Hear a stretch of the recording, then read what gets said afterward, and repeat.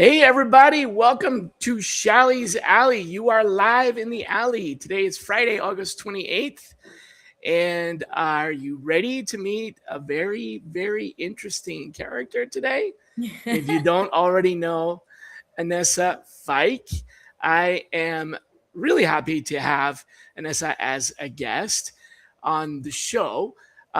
This is someone who has been a chief people officer 16 times. And nope, that is not me stuttering. That is actually a legitimate count. Um, and this is most people don't even get to do that role once, right? So it's like 16 times more than the average. Right. Um, so Anessa basically invented or pioneered, or I don't know what you want to call it, the whole fractional HR industry in this country more than a dozen years ago, before it was a buzzword. And speaking as someone who myself have been a fractional consultant many times, of course it's kind of near and dear. And of course about the gig economy and gig work and all that. But Ines actually wrote a book that says that basically work as we built it doesn't work for most people. And I think that's kind of, I sort of stumbled on that and decided that, maybe a main job wasn't for me, which is how I ended up in fractional work as well. So she's not here to sell you on some framework or anything like that. She's more here to like blowtorch the whole thing down. So welcome to the alley. Thank you for having me. Yes, you got it exactly, amazingly, correctly apt for all of those things. Thank you for that lovely intro. Because it's really not working. Like, if everyone's honest with themselves, right, in corporate America, I don't think we have too many people who would say, "Yep, 100%, everything works for me. It's all amazing," right?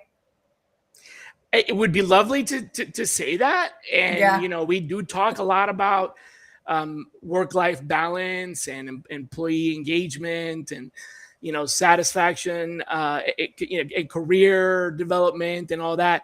But honestly, at the end of the day, it can be down to a transaction. You show up to work and you get paid, and that's the base model, which is kind of all you're really entitled to. Anything extra, you're getting it's a plus. Right. If you're lucky, if you work hard at finding the right place and you match yourself, you can get that. But it's not a privilege everybody has, and most people don't. And I think we sort of forget that. I think we forget that work is work. It's not. It's work is not family. I think I saw something that you were talking about or writing about, where it's like, oh yeah, we're like a family. It's like, no, we're not family. We work together. We're not family. It's I don't know where did that whole "we're a big family here" thing come from. It's interesting. I actually have had conversations with people about this, and I think it like stemmed from an actual family business. Oh. You know what I mean, right? Like, because they still exist. There are family businesses. That's right. Right. There are family businesses. There are large family businesses. Right. Walmart was a family business for a while. Right. And like, I'm from Pennsylvania, and, we have this split between the western half of Pennsylvania loves Sheetz as a gas station, and the eastern part of Pennsylvania loves Wawa. And Sheetz still is a family run business to this day. Right. And so I think that whole piece of we're a family here may have actually just come from a family business, but they were actually family. They actually were, right? Yeah, they actually were family. So I think that you could leave the job, but you couldn't leave the family. Now, it's not the same. Correct. Yeah. So I think that the best place to start, it's you came from a journalism background. You came from, English, as in like the discipline of the language of English. And then you went into this people business that's really, I think you've discovered, not exactly a people business. Correct. And you discovered the fractional. I don't know if you discovered fractional or fractional discovered you, or whatever, but you ended Yeah. up in a position where you're like, I like doing this work, but I don't like doing this work for just one employer. I Hmm. want to do this work for multiple employers. Can you walk me through what does a fractional mean? I mean, Yeah. is it possible to be a fractional leader? Can you Yeah. fractionally lead multiple Yeah. disparate organizations? Yeah, walk me through How I did that. how Yeah. is that? Yeah.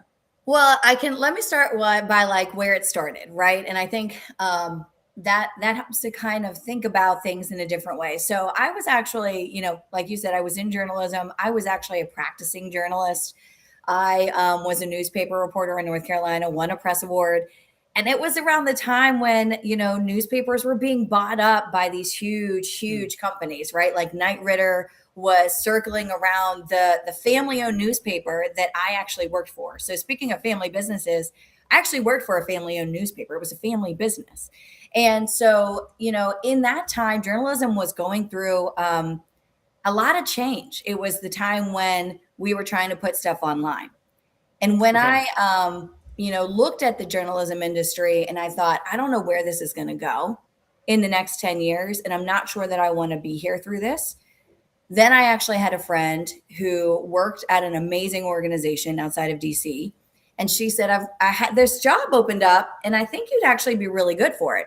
And that's how I fell into HR and this people work, right? I actually started out doing a little bit of everything and what equates to almost like an HR coordinator job today. Mm. It was like, okay, it's a little bit of recruiting. It's a little bit of HR. It's a little bit of Yeah. benefits. It's a little bit of, terminations, leaves, all these things. Right. And then I started to do some more recruiting. And actually I fell into, talent acquisition as kind of the first foray into that was my first full-time job where I was more just focused on talent acquisition. That kind of expanded very quickly with that same organization. And I was with the organization for a little over 4 years, like 4.5 years. And I went from an executive assistant, which is actually what I started as, Mm. to the chief people officer, the president, and the chief technology officer. And I got promoted and promoted and promoted. And I ended up being the global recruiting director when I left. Okay. And so I worked with a global workforce. I handled all of the recruiting for our global workforce.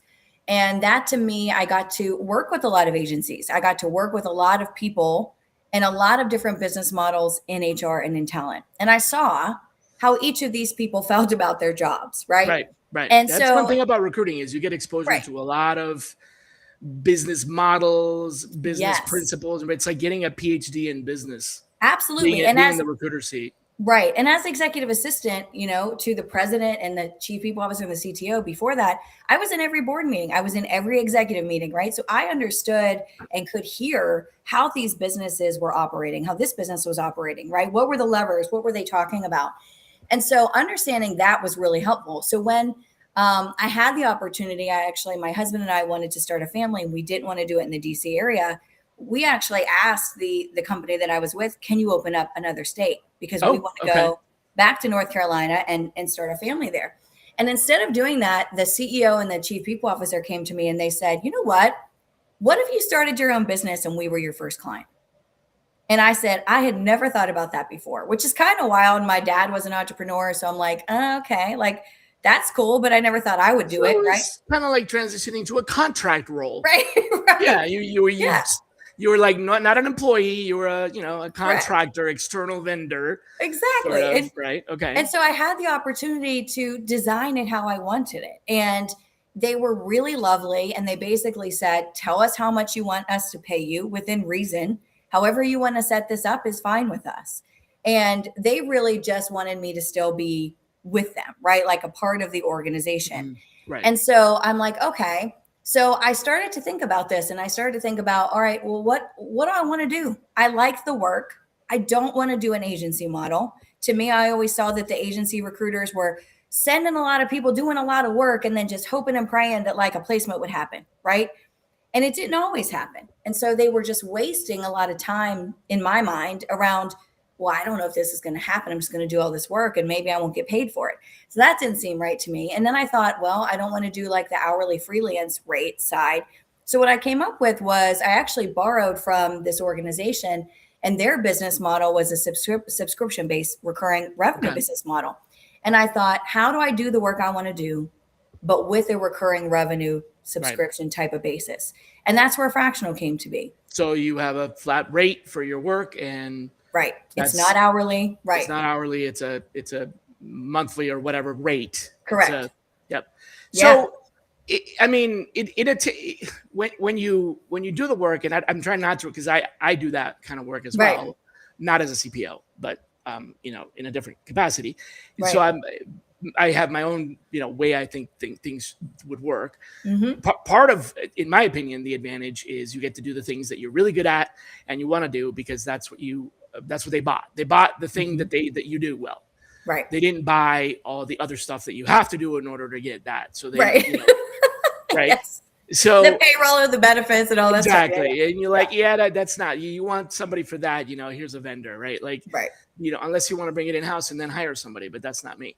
So, but when you're in that seat, how do you juggle, manage, handle the Multiple orgs. the demand ebb and flow? So, Yeah. for example, it's been my experience that Mm-hmm. August essentially doesn't exist.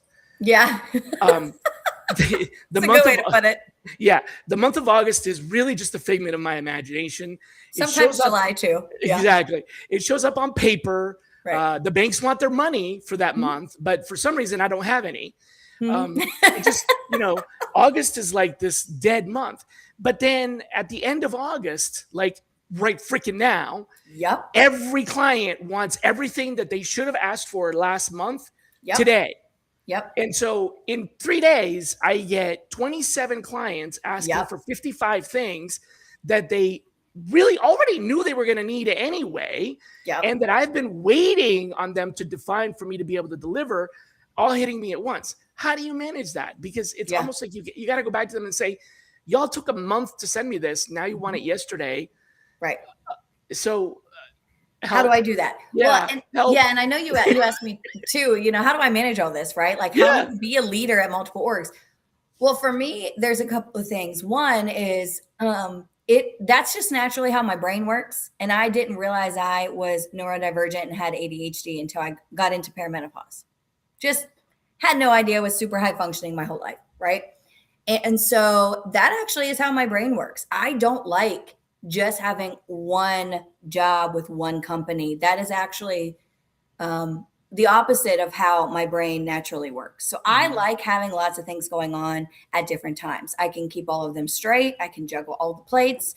It's just naturally how my brain is, aligned. Okay, so your particular disability, and and mine as well, by the way, although you might have this too, but in my case it's ADHD with OCD. So I am completely obsessed about being hyper focused on I'm a Virgo too, so that perfectionism comes in. Yeah. Oh, Yep. great, awesome. Yep. But that explains you. It doesn't Right. explain them. And Right. my question is, all of them hit you at the same time, and Yeah. So I I do don't this. care how ADHD you are, Right. you just can't handle 27 requests in 1 week. So how I kind of deal with that is I set expectations up front.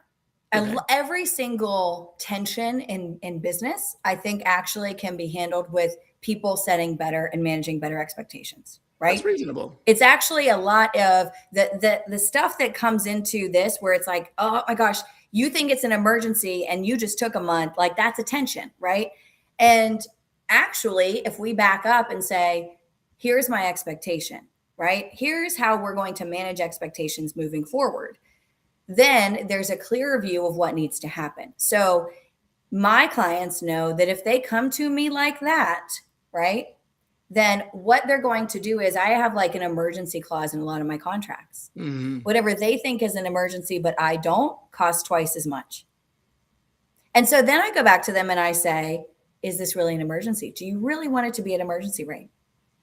And then they're like, no, it can wait till next week. And correct. So, yeah. And what that does is that managing expectations, and then the other side of it having like a 2x, piece on that, starts to kind of police itself, right? Yeah. it That makes starts sense. to create this thing where it's like, oh, If this it really is an emergency. emergency, then yeah, Right. okay, we'll pay the stupid Correct. tax. But if Correct. it isn't, then we'll back that off because we're Correct. just And handing it off. Okay. it's me saying from the outset of the relationship, this is how I work, right? This is how I'm able to work with multiple organizations at once. And it's because unless it is a true emergency, right, then it is going to wait until, it makes I sense to take care of that thing. right. I have Right. a queue. I will work on it. I will Correct. prioritize it, etc. Okay. That's And reasonable. to your point, like being in TA and HR, we have done that our whole lives, right? We've done it our whole careers, really, with how do we juggle multiple asks from multiple people all the time? It's not a new thing. It's just in the way that we now have to manage the expectations of a client level versus like an employer employee level. Yeah. Yeah. So is it a little bit like when you're in a fractional leadership role? Mm-hmm. Is it a little bit like not being monogamous? I don't know if you've ever seen the show The Pit. Have you seen the show The Pit? The hospital one, the ER? Yes. Yeah. Mm-hmm. So here's how I liken our jobs. It's kind of like being in an emergency room as a doctor or a nurse, Okay. right? You're Yep. triaging. You're triaging all day, right? And so I kind of see it as that, right? It's like, what is the most important thing that's going to make lives better for the most people that I need to get done now, right? And it's the most important, not the most urgent. Correct. And that's a very big distinction. And there's a lot of people who don't have the experience to know what is important versus They can't urgent. detect the difference between urgent Correct. and important. Right. And that's a really big thing in fractional. It's actually one of the questions I ask people before they go fractional. I'm like, do you really know what the difference is between urgent and important? And if you can't tell me, you can't do this job. Right. Because I've been a chief people Because officer. you'll end up getting Right. pulled And into I've been a chief everything people officer at 7 startups at one time. Being a chief people officer at 7 startups at one time requires a certain level of knowledge of what can wait and what can't. Mm-hmm. Which also comes from experience. Correct. So the more you do that, the more you'll know. It's a muscle, right? You use it, you get better at it. Exactly. Okay. So it isn't like cheating on your spouse or being non-monogamous. No, because they all know, right? Like I guess it's polyamorous if you Right. Like Yeah. It's like everyone knows, right? Like everyone's Yeah, like, they all I'm know aware. that you have, right. So they're like, Right. okay, so we get Anessa Tuesdays at 2, but Wednesdays at 10, we don't have Anessa. Like that's Well, and it's interesting. So it's funny that you say it like that. I've actually never done like certain days, but I will tell you this: every single client we have had, unless they've signed our contract, they assume we're there full time because that's the level of service we bring to them.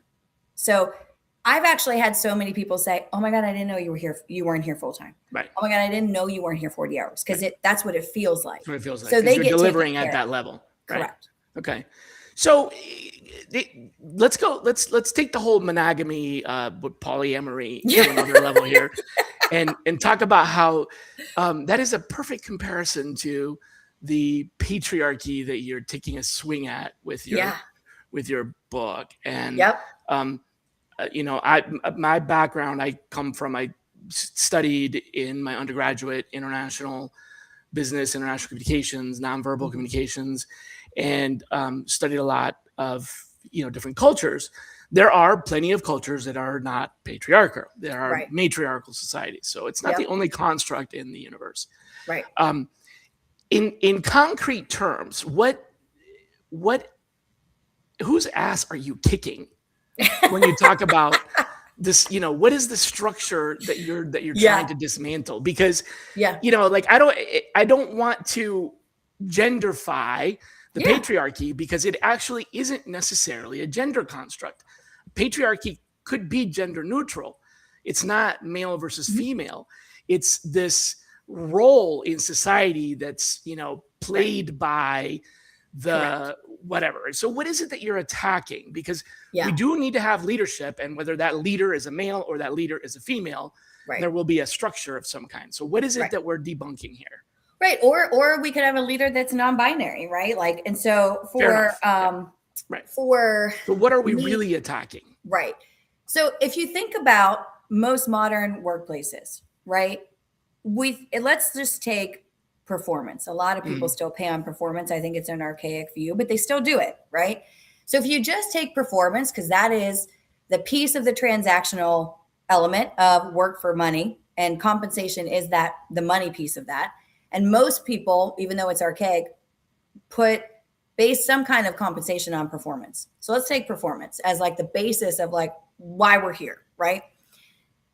Most performance metrics are based off of typically male characteristics. People Okay. are asked about things and graded higher if they have characteristics that tend to have been shown in men. So you're And then, saying valor or right, grit or whatever. Okay. correct, correct. Okay. However, studies have shown that when They're women exhibit those things, they they're get not. docked. When Yeah. men exhibit the same things, they get elevated Yeah. and women get docked, right? The same thing happens that when you talk about is someone caring and supportive, it's not seen the same in our system as Right. someone who is Male figure becomes weak salesperson, because right? they're right. Right. Exactly. Okay. So the whole basis of what we are basing things on, and this is a whole tangent, but this is why I don't like AI, right? Because at the very core of what everything is built on in this country, it's all already biased and compounding on that bias, right? Is even if we take that performance metric and we ask how people are being evaluated, the mechanisms of evaluation are tilted, right? It's not even a neutral evaluation system. And so when you think about things like that, and you think, well, I've been a woman, I've been the only woman in so many executive teams that there's a the number of times I've been told to smile more, sweetie, right?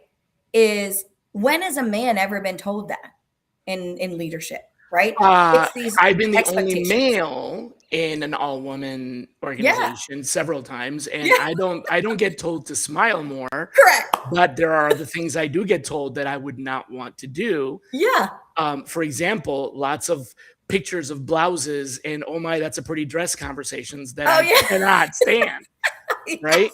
Yes. Because it's like I am a fashion victim. I am Yes. I am Well, fashion yeah. roadkill. I'm what happens when you have absolutely no Fashions conscience about cares that about fashion. Right, exactly. right. So when you show me a blouse versus another, I don't even Right. actually Right. know what a blouse even is. Right. Um, I'm just like, huh? And so these conversations at the senior level, where they're talking about that is like being told to smile more, sweetie. Right. Or and I mean, if that's the worst that's happened to you, No, I'm great. just Right. relating an Yeah. example. Because There's on the other worse. side, there's lots of worse conversations that women Yes, are. but Yeah. Oh I yeah. don't want to have that conversation. Yeah. Because So then it's yes. like, whose knife is bigger and Right, right. It's a whole exactly. thing. It's a whole Yeah. thing. And so, yeah, I think it's just it's based. If you think of everything, every different, almost like departmental thing, not even departmental thing, but just everything that we think about exists in a modern workplace, right? You've got performance, you've got compensation, you have benefits, right? Perks and benefits. Even benefits aren't really aimed towards women, right? Because like perks, if it were aimed towards women, then we would have more reproductive perks. We would have the ability to freeze more eggs, fertility support, et cetera, right? Those are really, really, really good perks at a lot of organizations. And most organizations don't have those things. Mhm. Same thing with like if you have a leave policy, but it supports women, great. But does it support women and men? Because if men are actually able to take their parental leave, that actually helps women, right? Mhm. And Yep. so it's all of the things, if you take them one by one, are set up for men to succeed at a higher level than women to succeed at a higher level. Every Let's single place. Yeah. Yeah, I understand what you're saying. Let's take the gender role part of it out and Mhm. let me give you a bit of a math problem. Yeah. If I were to look at let's just say because you said performance. Mhm. So I'm in the business of making apple juice, Yeah. and my primary product is a direct result of something that comes on a tree, and so I have to get it off the tree. Yeah. But you could argue that the most important part of my business is picking apples Mm-hmm. and then putting them into juice. There may be other things, shipping and Or growing the apples. receiving, and Right. or growing apples, exactly. But if I don't pick them, they don't become juice. Mm-hmm. So when it comes time to pay people for doing their job, and their job is to pick apples, should I be paying them by the hour or by the apple? I mean, it depends. And most manufacturing companies who do food work, which we worked in, it depends. Like sweet Does potatoes it are though? picked by the pound. By the pound, but not by the Correct. hour. Cucumbers are picked by the hour, So right? And so people don't know that. But there's why? already, even in food, right? Sweet potatoes are Why? picked by the pound, paid by the pound. Cucumbers A are paid pound by of the hour, fruit, I mean, you know what I right? mean, by the unit versus, yeah. Right. So Yeah. even in Should I food, pay that by the matters. pound for apples or pay by the hour for apples, or Right. which is better? And so if we look at, and the math problem here is it's a performance question. If I'm going to pay someone for performing, and the outcome of that performance is apples picked, not bruised, Mhm. right? Um, those who do that more get paid more. Yeah. I mean, in some ways, yes. So I would say like If I'm paying by the pound of non-bruised right, apples, right? right. I mean, Right. and it's interesting, right? Because I think that depends on what the margins are for the organization, right? And which way they decide to do Okay. it. What if But by picking by the hour or by paying by the hour, I'm yeah. encouraging people to take longer, and therefore the apples rot on the tree? So here's the other thing, right?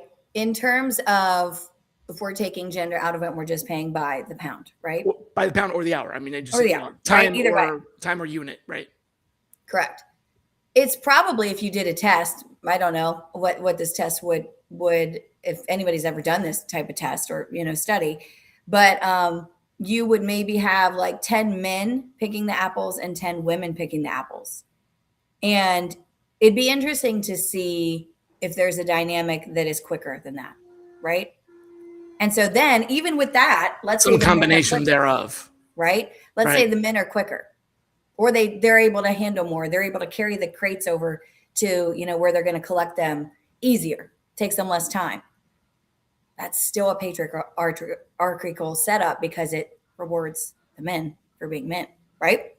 And so even that is something that if we actually Maybe. continue it down the line and think about the snowball effect of, well, what does that mean? And how many crates could they carry down? And Mhm. all of these things, right? Meanwhile, women, time out, let's say women, okay, they see a friend struggling, right? And they're like, let me help them while I'm doing my own work, which happens in corporate America, mostly with women, right? Let me help you do your work too, and I'll do mine at the same time. That's not rewarded, right? So even those different nuances and dynamics, we can see them in pretty much every single part of the way that we work today, right? Even in the industrial revolution, we could start to see some of that stuff. And we're in like a kind of an interesting new industrial revolution now, but it's like I don't even know what kind of revolution to call it, but it's like it's a labor shift in a lot of ways, right? I would say this is a knowledge revolution. I mean, we went through economically, macroeconomically, we went through cycles of expansion, then de-resourceation, or whatever you want to call it. We stripped mined our land, cut down our Yeah. trees, created factories, and then and now we're there. And other civilizations have done the same thing.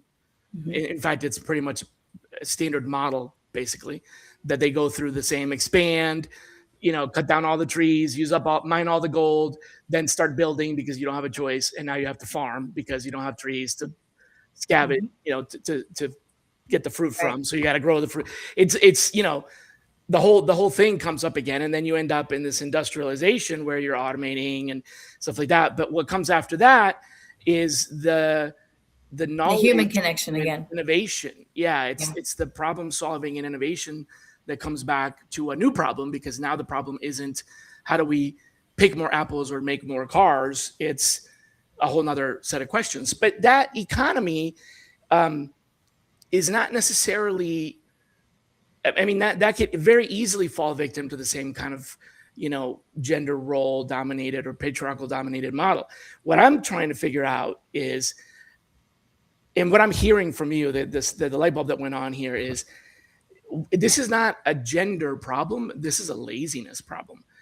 I think we fell into what was a default model because that's how it was done, and we just kept doing it that way. Oh, I don't think anybody fell into it, and I don't think it's laziness. I think it's continuing to be perpetuated because it's the easy answer, and nobody's stopping to ask the question.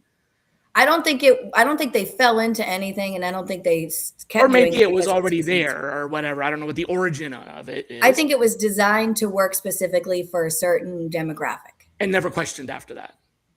Oh no, completely questioned, but kept exactly to where it is. So if questioned, we think but about never modified. Got it. Correct. Yeah, because it doesn't work for them if we change it. It does. Right. But here's the thing that you said that this is where the light bulb went on.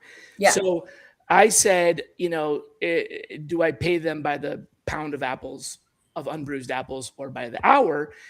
And then you brought the example of, well, let's see, how do we do? Let's take 10 men and 10 women and run a test. And then you said, and see how it works. And what happened in my head was, holy crap, I don't think anybody's done that. And actually, I think it would probably be pretty amazing if what actually happened was that batches of teams of mixed gender performed better than probably would. Right? So probably would, I immediately went to, the answer is probably figure out how your team works best. Oh yeah, I mean that's always been the case. However, but we haven't done that. We just assume, like you said, we make it like, you got to show grit, and we're going to reward you for your grit, but that doesn't really mean that you're rewarding them for the actual outcome. Correct. So I don't know if anyone's watched Hard Knocks, for instance, which is a football show on HBO. It goes through some of the NFL teams. Okay. No, but apparently I need to. So, I mean, the Seahawks one is on now, right? They've done several teams. Seahawks just won the Super Bowl last year. And, first episode out, the head coach talks about, I don't know yet what defense we're going to run. I don't know yet who's going to be on the team. You guys are going to show me, because I'm going to adjust to what I have here and how we flow together. And I don't yet know what that's going to be. And that's just-in-time management. That's total quality management. That's Six Sigma. All of these, and then when it comes time to, I just watched the Boeing documentary, by the way. So I haven't seen it. Oh, it's awful. I mean, I would expect so. Not the documentary, but you go through this organization that historically has made massive advancements in technology that have impacted humanity. And at the end of their life cycle now, so all along the way, they rewarded people for doing a good job. They rewarded people for quality. They did total quality management. And lately, they've been rewarding the male CEO to the tune of, 100,000 times more than any other employee. And that did not result in a good outcome. Correct. So we just reverted back to the same stupid model again, and it doesn't show up as a functioning model. The default patriarchal model doesn't automatically guarantee results. So 100%. Why do we keep doing it over and over again without stopping to do what you just said? Let's take a look and see, how does the team work better? Do we, So here's why, right? And I would, so I'm going to take a side thing, but I'll pull it back. So stay with me here. Do we know any billionaires that have become billionaires working a 9-to-5? Well, that's not their company. No, that's not possible, because that's a mathematical problem. That's an availability. Correct. You can't earn enough money. 9-to-5. Correct. You have to find some form some leverage to multiply that. Correct. That's set up on purpose. And so what most people don't realize is the 9-to-5 is what we were sold as what we were supposed to do on purpose, because the billionaires at the top want to remain billionaires. And in order to do that, they need the middle class to say exactly where the middle class is. So they set this up when you said they fell into something. They didn't fall into it. They knew exactly what it was, Or they right? designed, the point is it hasn't changed. And so Correct. why It was haven't designed that we, way. Right. why And haven't we so designed a better system that you would think would be more productive? correct. And that's fractional for me, because It, fractional okay, actually fair. Yep. takes the power back, gives the person the power, not only just in a financial freedom type of way, in a time freedom type of way, and who you want to work with and impact, but it also, and you probably have experienced this too, for whatever reason, being a fractional executive and coming into an organization, you don't have to claw for respect. You don't have to claw for a seat at the table. They literally, you could be first day in the door. They literally look at you at the boardroom table and say, "You're the expert. Tell us what to do." That That is comes not something, right? that That comes partially happens. from being the outside expert. Correct, Yeah, correct. And so partially. you I mean, have you also all of earned that, that but yeah. power back, right? And that's what actually shifts the dynamic. And that's why people are afraid of it. It's because it changes the design and it gives the Oh, power okay. back to people and the expertise, instead of the guys at the top that are selling fluff but doing nothing and still making billions of dollars, right? And so that's why Yeah. people are like, "Oh, I don't know about this fractional thing." Those are the same people who want the exact design to stay exactly how it is, Hmm. right? And so for me, I have tried for, 15 years, tweaking this thing, trying this thing, getting these people together to fix work. None of that crap works. None of that crap works. What does work is shifting the power dynamic. Fractional is the largest way that we're able to do that currently. The gig economy helps with that, right? Like, all of this helps to take power away from the system that we are all have been told our whole lives we're supposed to do. But when we buck that system, now they get scared, right? And so that's kind of my goal in fractional, and why I want to help, 1 million people be fractional business owners, is Hmm. because I actually think that's what shifts the work design, the work dynamic. Well, hold on a second. I want to hit the 10-second rewind button on something just real quick. Mhm. Um, Gig economy and fractional work. So just I want to Different, right? distinguish. Yeah, I want to distinguish that. And I know you know that, but I don't Right. know if this kind of got lost, and people playing this back later might be like, wait, what is that? So um, gig workers that work, I'm not going to say 9 to 5, but you know what I Right. mean. The concept of they work an hour and they get paid an hour. That's a gig worker, and you can have 20 different gig jobs. Correct. That does not make you a fractional. So we're talking about two different things, right? So the Mhm. fractional consulting, the fractional work, the fractional expert. You're an expert. You get brought in to solve a problem. There's a specific outcome. You're Right. getting paid for that outcome. You know your expertise, right? Versus a gig worker, you're working from this time to that time, and you're getting paid for that. Whether Mhm. that's because you're delivering pizzas or Right. making necklaces or picking apples or whatever. So there's a big difference. Right. The chart that charts the economic growth of that industry Mhm. has hockey pucked. I mean, we Mhm. went from in the 2010s, it was a minority, and I don't. It's minority is not even the right. It was an Minuscule. infinitesimal, Right. minuscule, right? Yes, And then about. now it's like whoop, and we have all these gig workers. So those are people that are basically getting screwed out of benefits. They're Yes. working for the hour, they're getting paid by the hour, and they're not getting medical or all the other benefits that, whether say they're good, bad, or whatever, they're not getting them. Right. Versus what you're talking about, which Mhm. is essentially start your own business Mhm. and be a consultant and be an expert, Right. still considered the same thing, in because it's a gig, but it's an expertise. So that economy is what I'm curious about. What happened there? How Yeah. is that doing? How With the is gig economy, you mean? how our type of gig, not the pay Okay. by the Yeah. hour gig, but the fractional, you Yeah. know, those Yeah. people. How And is that doing? I think so. And I'll say something really quick on the gig economy, and then I'll go to fractional. But to me, the gig economy gives additional outlets and additional freedom for the people doing it, right? Mhm. Like, it's still inching its way out of the 9 to 5, Right. because You have it's more giving control people over more your options. time. You have Right. more options of Exactly. what to do. So it's You can going in the get right better at your direction. job. You can get paid more. Yeah, Right. exactly. It's going in the right direction, but it's not quite to the level of like what you would get in fractional. Correct. Because you're missing out on some of the things that you get from that stable 9 to 5. Exactly. Exactly. So it's a, like, to your point, it's like it's a complementary piece to what should have been in the 9 to 5, but now you have to find it outside of Right. it, et cetera.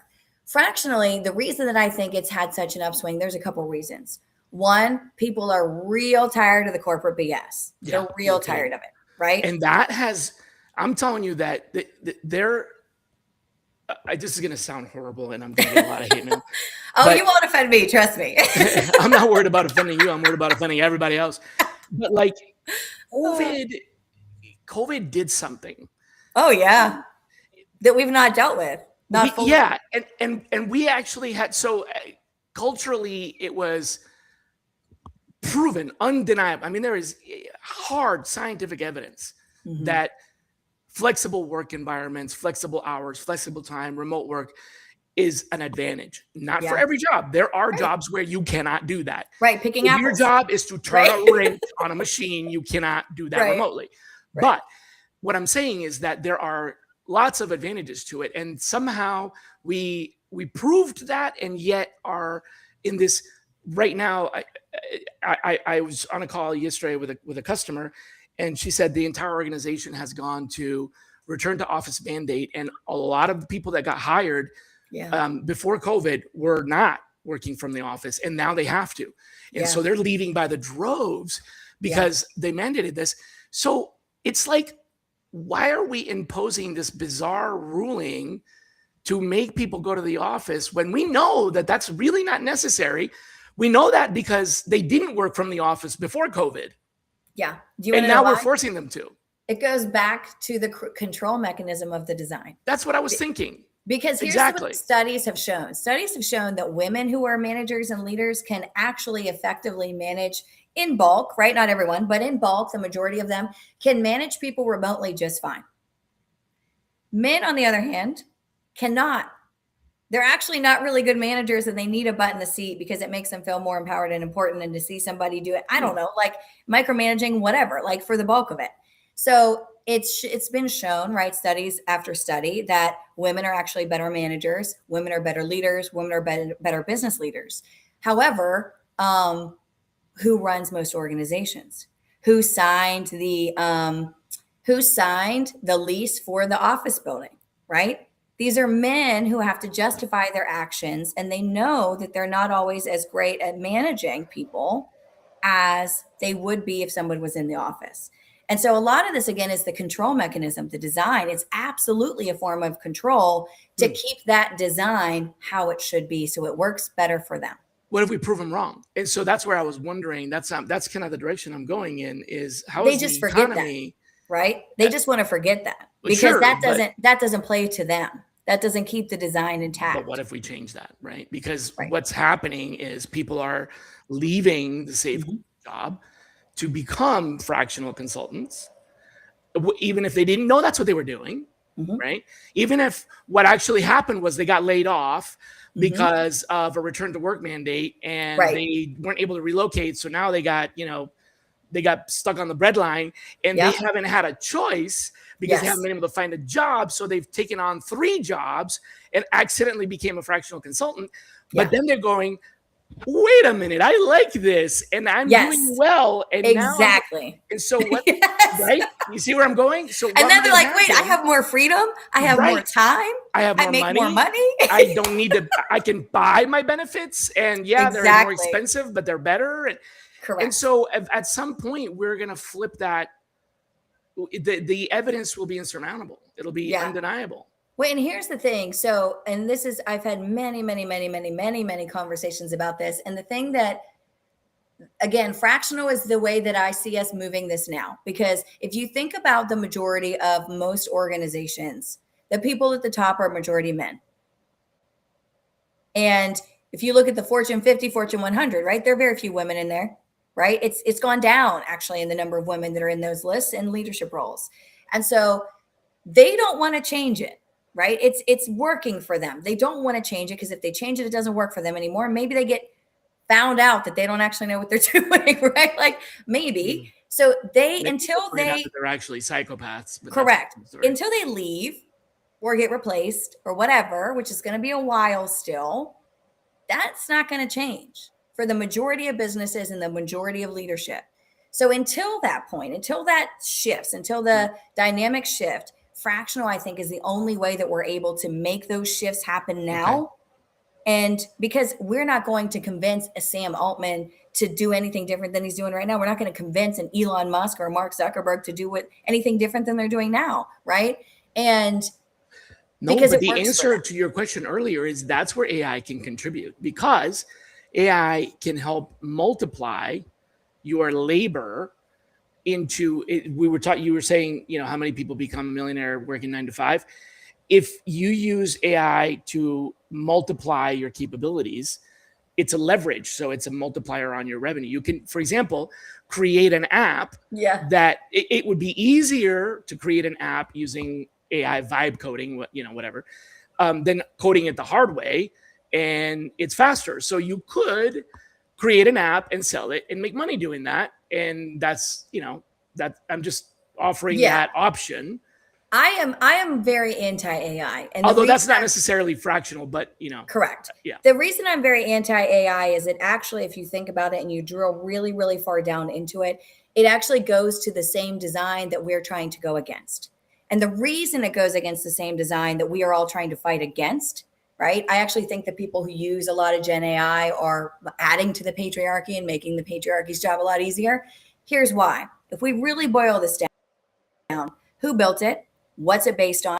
And by the way, did they consent to take all of our public knowledge? Did we consent to that? No, we didn't. To take all of our public knowledge that was free and sell it back to us. Just like the little people that we're supposed to be and the puppets that they're controlling, right? It's actually worse than that. This is what it really looks like. It's way worse than that, but like just at the top, right? At the top, yeah. But this is actually what it really looks like.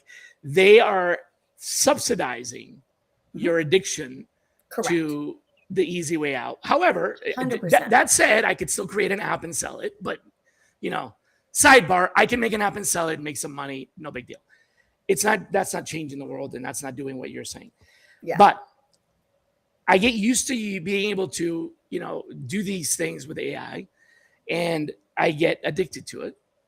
And they then come back and tell me how much it's actually going to cost. 100%. Because right now, nobody is paying. Correct. Nobody is paying what it's actually worth. Correct. Everybody's subsidized. Correct. And if you follow so I worked for a financial education company, right? Like a market influencer in literal Wall Street. Like that was where I learned HR. And when you look at the economics of where AI is built, and you've seen many people say this. I mean, Bill Gates just came out and basically said this, right? Like many people said this. It's very close to the mortgage crisis. It's worse than the mortgage crisis. What happened with the mortgage crisis? We erased bubble burst, right? Oh, I thought you were going to say, yeah, I know what happened with the mortgage crisis at the time. Bubble burst. And then later on, it's like it never happened. Correct. It's like, forget about it. It never happened. AI and our entire stock market is built off of this humongous fluffy bubble that's going to burst, right? Yeah. So I think like that's again, but here's the thing. If we keep people too busy in their 9 to 5s and we work them 60 or 70 hours a week that we know people work, in their 9 to 5s. No one that I know is in the 9 to 5 is working only 40 hours a week anymore. They haven't for a long time. No. So if we keep people just in this monotonous wheel of just working them so hard in their 9 to 5 because they want to have this benefit, they don't have time to think about all this other stuff that can make them free. That's absolutely the plan. That's the design. Being distracted. And if we keep oblivion. And by the way, if we keep yelling at each other over AI, or we keep saying that, I see this too. It's like we keep yelling at each other over these things. That's exactly what they want to happen. The people at the top that have designed this whole thing, they want us to continue to fight each other so we don't fight them, right? So you're saying that WALL-E isn't fiction, it's a future biography? What's WALL-E? Oh, yeah. The movie WALL-E? Well, if you think about Ferngully, right? Ferngully made today is probably about data centers. Right. Right? I mean, like, we know this stuff. Come on, guys. Like, we grew up with this stuff. Captain America, right? Captain America. What did Captain America teach us, right? Like, we know this stuff. It's just we can't get out of the illusion that they have put over us because people think that I'm going to get ahead. No, the design is that you absolutely were never supposed to Not supposed to get ahead. Never. Right? But if we do break that and we have these fractional, I think you said something about a million fractional millionaires. That's my new goal. Yeah, right, I want to help make a million fractional. So let's say we have a million fractional millionaires. Hey, that's going to prove the case. I mean, I hope so. We're on the way. So we proved this fractional model works, and then we Yeah. have these people that are in a better place. What happens then? Stuff starts to shift. We actually make, we have the ability to make more of a matriarchal society because the people who have the money are women. And it has shown that in every civilization that women actually have more of the wealth, it's actually a better civilization. It's more supportive. I mean, even if we look at Dolly Parton, RIP Dolly, if we look at Dolly Parton, if we look at Jeff Bezos' ex-wife, right, Mackenzie, if we look at her, I think her name's Mackenzie, right? I just had a perimenopause brain fart moment. But anyway, if we look at all these people who are women that have money, they give it away. They help society. Do you think Jeff Bezos is going to give away as much as his ex-wife does? No, right? And so the idea is that Bezos is going to do. right. And so the idea is that when women actually have more wealth, we contribute it back to society more. We make a more caring, supportive society. And so that's my goal. And guess what? Most of the people that come to me, women, because they're also the ones that are fed up with corporate. And I would say for every 2 men or non-binary friends that come to me for fractional advice and to coach them to build a fractional business, I get 15 women doing the same, right? And I'll be honest, most of them are not white people, right? Because you've basically pretty much already defined that by saying that it's because the system's the system's stacked against them, so that would make sense that they would be the ones that would look for a way out of the system. If you're the mouse and you're trying to get out of the mouse trap, you see what I'm saying? Oh yeah, you're not the cheese. Most affected is going to look for the freedom quicker. Yeah. So what are we just essentially saying we swap this model for another model, or is there I think it's a balance. I don't want to be the balance is what I was looking for. I don't want to be idealistic. I'm not. Right. I'm very much a realist and a humanist, but not an idealist. However, you do look at things like, for example, the universe in Star Trek, where there's no need for money because the needs are all met. So you've got your health, you've got your food, your shelters, so you can focus on pursuing things that are not accumulating wealth, right? So the accumulation of wealth is sort of, I don't want to say gone, but it's a level playing field in that case. And that doesn't necessarily mean that we've eliminated matriarchal or patriarchal. It's a I don't even know what to call it. I know it's utopic. Socialism. I know it's utopic because it's like idealized, right? Right. But and I think we see this today, right? We see bits of this today. If we look at Mamdani as the mayor of New York, and there's a lot of people, including myself, that will say he's doing a great job. He's amazing, right? You've got the wealthy at the top who hate him. Why do they hate him? He's disrupting their design, right? And so Mamdani is doing very much a socialist mechanism of, hey, let's support each other. Hey, let's put this money that we're bringing back in and let's support each other in this more communal feel.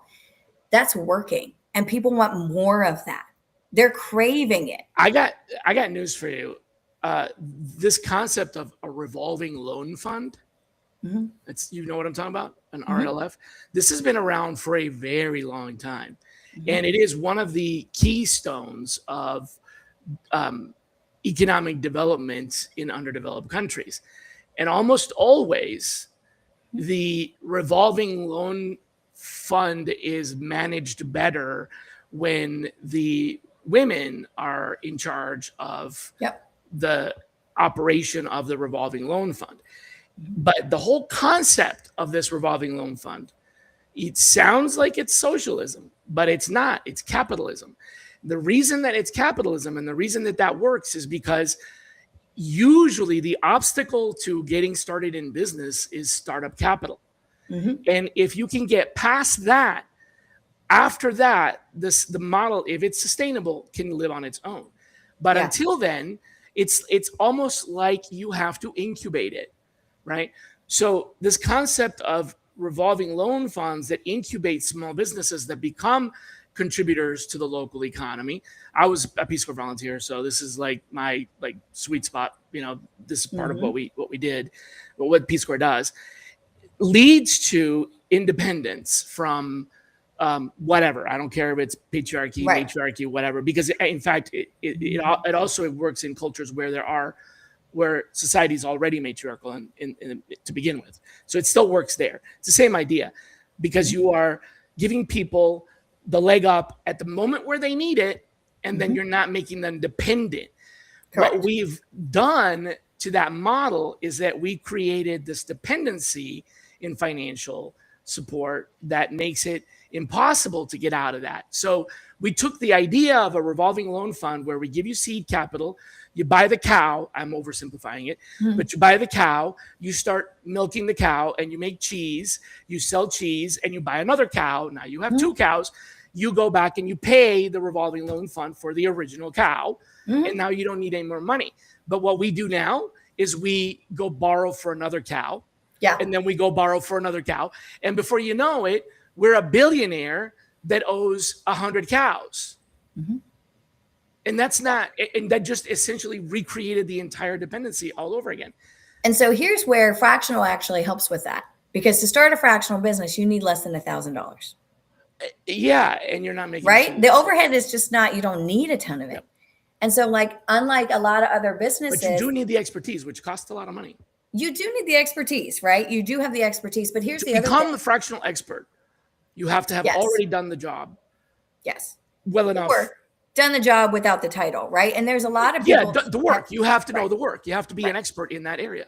Correct. So that's the key, is get the expertise. But we can't get the expertise if we are busy putting food on the table and not 9 to 5.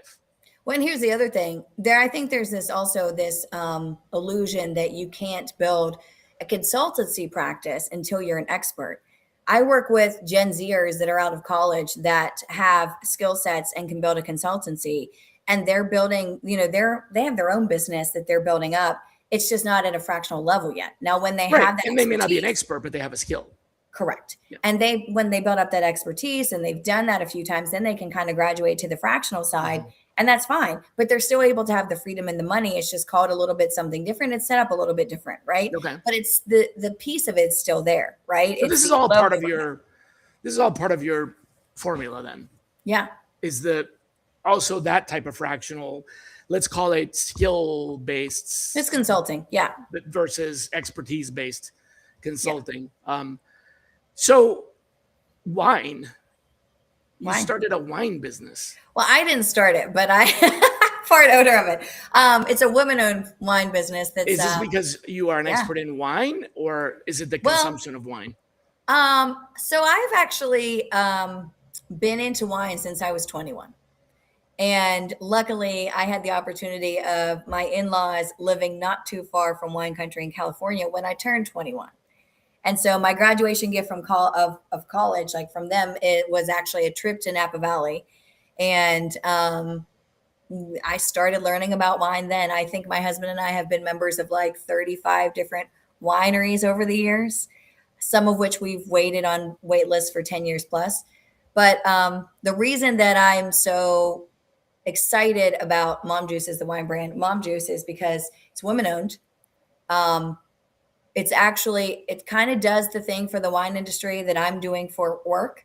And when I worked at the Motley Fool, it's the same thing the Motley Fool did in the financial industry. Gotcha. The wine, right. Okay. I see. Yeah. So because it's, you've got this fractional HR consulting, then you've got an athlete branding company, and then you've got wine. And it's got wine. I've got a coaching business. I'm starting a leadership development company with two amazing friends that are exactly what we talked about earlier. Figure out how you all work well together. How do you get the flow? We're doing that. Okay. So anyway, the wine though is we put our ingredients on the label.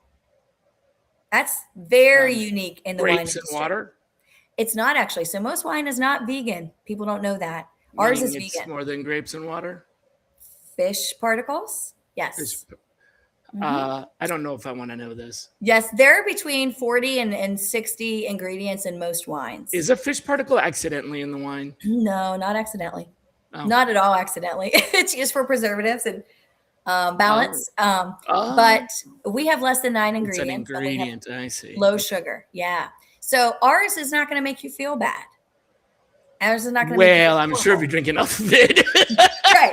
You're like, let's say like you drink a couple glasses, right? Like you're fine. Where most, I don't know, most wines for me, I can't drink a red Yeah, without you'll getting get a red face. headache. Yeah. Yeah. So anyway, we made a better wine that's better for you, that's vegan, that's low Maybe sugar, that's why less I than like white ingredients. wine. I should probably not even admit that publicly, but I like um, white wine. Hey, I white wine's prefer white great. wine mostly because I've never really gotten a headache from it Yeah. like I do Yeah. from red. And maybe it's the fish particles. Although I Might eat be. fish, it's just I don't expect it to be I'll have that to way. send you some of ours so you can try it. Oh, But I yeah. definitely want to. Yeah. And you know why I also mom juice is because most people don't know this, but in the wine industry, the joke and the reality is you start with 10 million to make 1 million in the wine Mm. industry. It's a wild overhead, right? However, we've disrupted that. We've raised far less money than most other wineries to start out, and we've done and been able to do phenomenal things, disrupting a century old industry and mostly a heavily male dominated industry by being a woman owned wine business that disrupts the space. I want so that's huge. The disruption is huge. Especially proving that in conjunction with the other things that we talked about. Right. I totally get that. But there's I one like thing. innovation and disruption. Can you tell? Innovation and yeah, and apparently you have multiple interests, so you would be Correct. considered a Correct. Renaissance, whatever I'm a person. manifesting generator, so it works for Yep. me. Yeah. Here's my question, and I kind of want to. I appreciate all the time you've given us.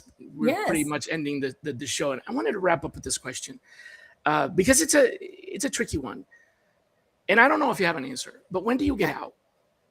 When do I get out? Yeah, when do you get out? So you got 7 things you got going on.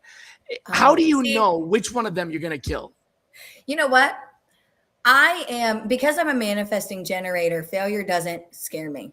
No, that's fine. Like Yeah. I know some of them are going to fail, but Yeah. failing is an organic end. I'm talking about euthanasia. Oh, When do you go? I got 7 businesses, and this one over here is not I'm going to drown this one in the river. honestly, I know this about myself. I actually think businesses would be far better if everyone knew this about themselves. My human design, my design for me, I'm a sacral decision maker. So I will know when my body tells me. So my intuition will say, this ain't for you anymore. Get out. Swear. And that's how I'm meant to make decisions. It's how I do make decisions. It's how make very quick decisions. And honestly, my first inclination that something is not aligned to me is frustration. My second is anger. So if I'm frustrated or You're angry, frustrated, it's a sign. If you're Yep. frustrated and angry, then you're like, yeah, it's time it's to get not out. for me. It's not for me. Get rid of it. Right. And I have no problems doing that. I actually, as a manifesting generator, I learn through trial and error, trying things, beta testing, and lived experiences. That's how I'm supposed to go through life. And that works for me. Damn, I'm frustrated and angry about all my businesses. Well, Time maybe to start over. Come over here. We'll give you your natural operating system, and then you might be able to hack that a little bit. Wait, let me guess. That's another business model that you have now. Another business model. Yeah. Okay. Yeah, I had to ask that because there's been I've had multiple startups and started my own organizations a few times. In fact, even one of them was a 501c. It was a private operating foundation. And the one that I regret, the failure is one thing. Okay, so like I tried it and it failed. I'm okay with that. I'm okay with doing something hard enough. Right, it's just information. Yeah, and then it didn't work. I get that. That's okay. I can put that one to bed. But of all of the things that I've done, the one that where I struggled the most was the one that was the nonprofit, the foundation. I actually had to euthanize it. I got to the point where I had to make the decision, and it was 100% not about me. It was I just got to the point where I realized that what I was trying to do was simply not ready for the world yet, or Yeah. just not the right. And it was hard because I wanted to keep doing it. And it was never about the money. Mm-hmm. That one wasn't about the money. Yeah. You know, it was a business, but it was a nonprofit, and it was about Right. the value that it delivered and the economic impact that it had.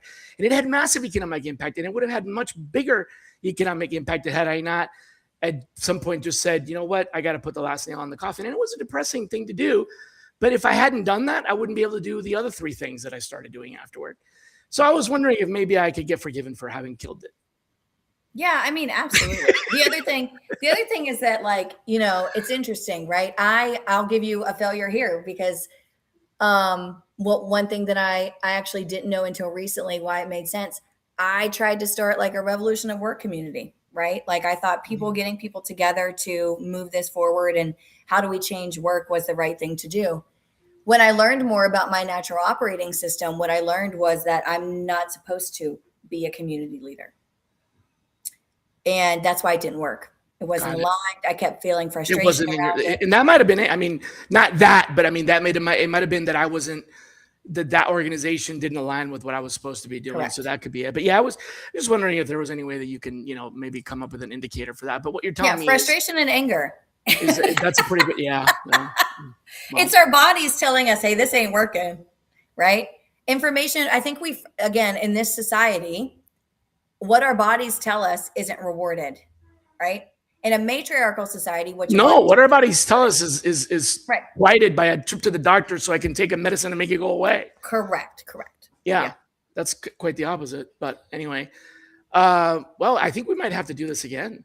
Yeah, I'm all for it. Let me know when. All right. I could talk forever about this stuff. Yeah. Well, thank you so much for your time and your challenging perspective and interesting thoughts. Hopefully we will have an opportunity to, like you said, do this again. Yes. Folks, if you are willing to come back, we have Shannon Smithstad coming in next week. And until then, well, be kind to yourselves and listen to your body, apparently. That's right. And drink wine without fish particles. Right. Take care, everybody. Bye-bye. Bye.